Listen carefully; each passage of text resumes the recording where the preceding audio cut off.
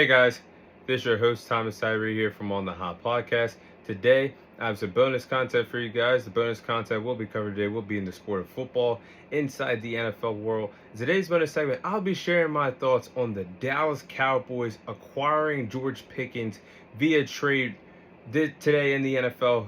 And the Dallas Cowboys have just snagged George Pickens away from the Pittsburgh Steelers in this blockbuster trade that has happened during the NFL offseason. So, the reports about this trade is the Dallas Cowboys have acquired George Pickens from the Pittsburgh Steelers. The Steelers, in return, receive a third-round 2026 draft pick and a 2027 fifth-round pick from the Dallas Cowboys. The Cowboys also receive a 2026 sixth-round pick in this trade between the two respective franchises. So, my thoughts on this trade. How about them Cowboys? Jerry Jones made a spectacular splash. And when he said he was going all in, I'm starting to buy into what Jerry Jones is doing, because our NFL draft, I believe that we had one of the best drafts. And that's coming from an unbiased opinion. The draft was really solid by the Dallas Cowboys this year. The only thing that was missing was a NFL wide receiver, and I did touch up on that a week or so ago after the NFL draft concluded. But nearly 2 weeks later, you go in and trade for a wide receiver, George Pickens, that is 24 years old, a good route runner, a good playmaker in open space with the ball in his hands, and a dynamic playmaking wide receiver that can go out there and make those acrobatic catches. This is everything you want. So I'm looking at this Dallas Cowboys team. If George Pickens can fix his attitude, I know he can act like a diva at times, but I'll take it for what we surrendered to get him.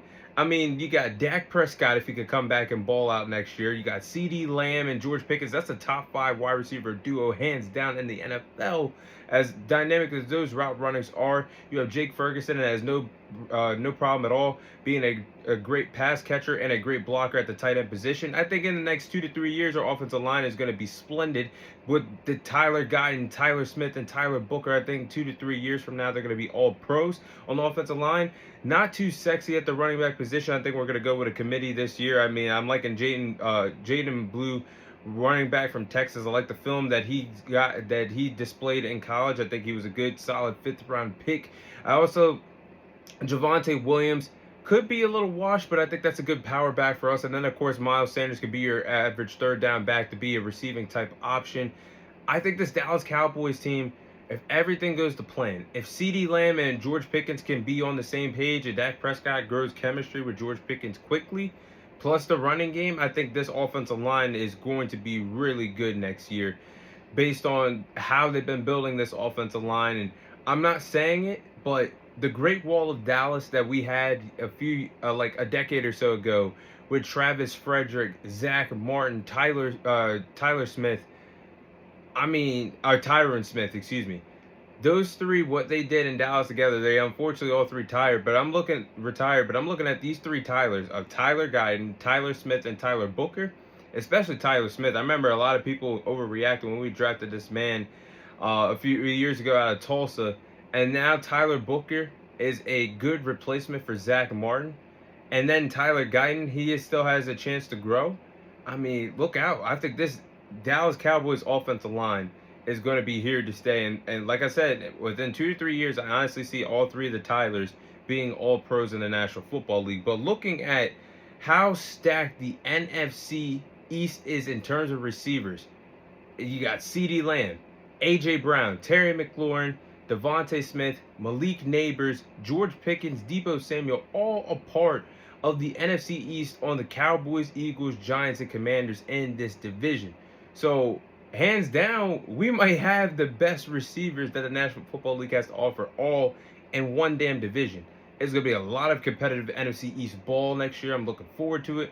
But in terms of keeping up with the reigning defending Super Bowl champions of the Philadelphia Eagles that is in your division, a team that was also part of the NFC Championship game last year, that being the Washington Commanders, the Dallas Cowboys are showing that they want to contend with these two teams.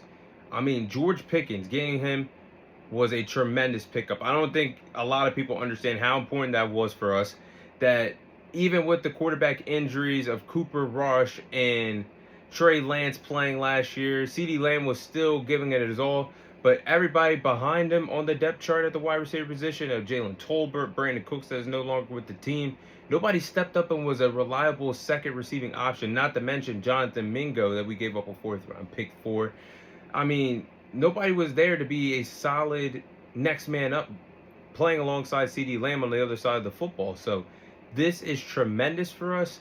And with the draft that we had, I mean, guys, I'm telling you, Tyler Booker, I did want him, but this is a great replacement for Zach Martin. Then Donovan, I don't want to butcher his last name, edge rusher from Boston College. That's Demarcus Lawrence's replacement. I'm in love with what the Dallas Cowboys did this offseason. One of the best offseasons that I've seen in a very long time.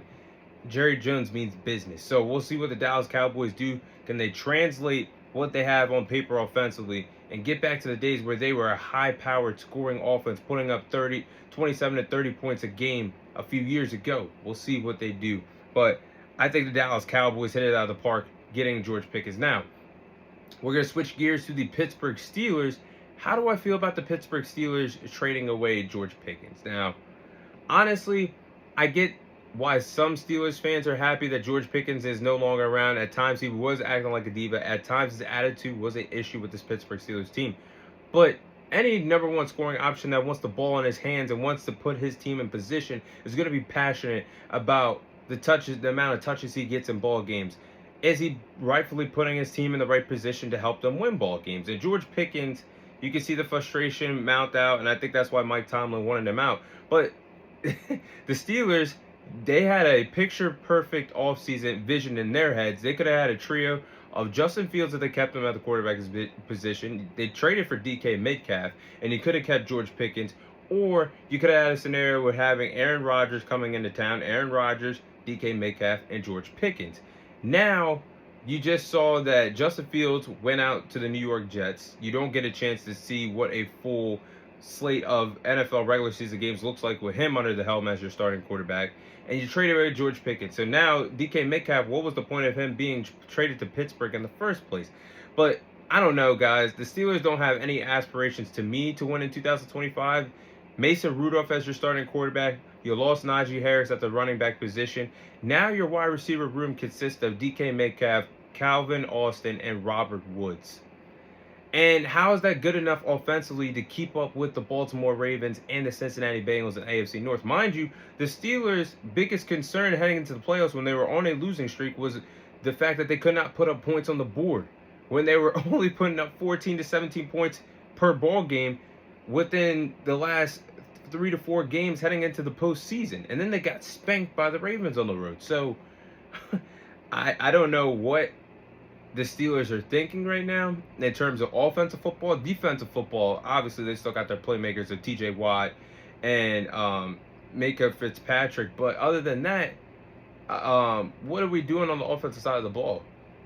Do you really believe that Mason Rudolph is good enough to compete in this division? They passed up on Shedeur Sanders. I know Will Howard is there. I think Will Howard can possibly be their starter. But even with Will Howard, or even if you get Aaron Rodgers, is that really good enough to compete with this roster offensively for this upcoming NFL season? Because the draft is behind us. The Steelers really did not get better on the offensive side of the ball. Plus, if Aaron Rodgers does come to town, is Alan Lazard really going to be a difference maker on the receiving end? No. And if they get Rodgers, it's rumored that they will trade for him and acquire him from the New York Jets. And New York Jets are probably like, be my guest. Alan Lazard is not going to be a difference maker for this Pittsburgh Steelers team. But I'm looking on the bright side of it. The future of the Steelers after this season, they do have a lot to look forward to in terms of draft capital. And I don't know if Mike Tomlin's going to be around after this season. I mean, we know he has nearly went 2 decades straight of having a winning record with the Pittsburgh Steelers, but that's not enough. You're not translating your team to winning playoff games. They haven't won a playoff game in 10 years. They haven't won a Super Bowl since 2008. They haven't been to a conference championship game in quite some time either. So is this good enough for Mike Tomlin to keep his job? And he's going to have one of his best career years this upcoming year if he wants to remain in Pittsburgh. But the Steelers, their draft capital for 2026, they are loaded. And depending on what happens, they could have their eyes set on the big prize at the quarterback position next year in the draft. That being Arch Manning, quarterback from Texas. We'll see how he plays for a whole entire year under the SEC and in the SEC conference. And then when he comes out, we'll see what he looks like if he does decide to enter the NFL draft. And then Drew Aller, quarterback from Penn State. We'll see what he looks like next year. But they have the capital to move up and get a big quarterback if they have their aspirations set to do that. I mean, the draft capital, they have a first round pick. They own a first round pick next year in the draft, a second round pick, the third round pick that they just got today from the Dallas Cowboys for this George Pickens trade. They got a third round comp pick, a fourth round pick, another fourth round pick that turns into a comp pick, a fifth round pick that turns into a comp pick, a sixth round pick, another sixth round comp pick, and a seventh round pick. So they are stacked, and they could use these draft picks in order to move up to get the quarterback that they possibly want, and a quarterback class that will be way better than what it was this year for the NFL draft. So the Steelers, they do have the capital to be where they want to be possibly next year, but this is a Steelers team that is very prideful, 6 Super Bowl rings. They want to win now. Why wait a full year to be a competitive football team when you've been spoiled in terms of being a competitive team for the last 17 to 18 years with Mike Tomlin not having a losing season? So we'll see what happens for the Steelers.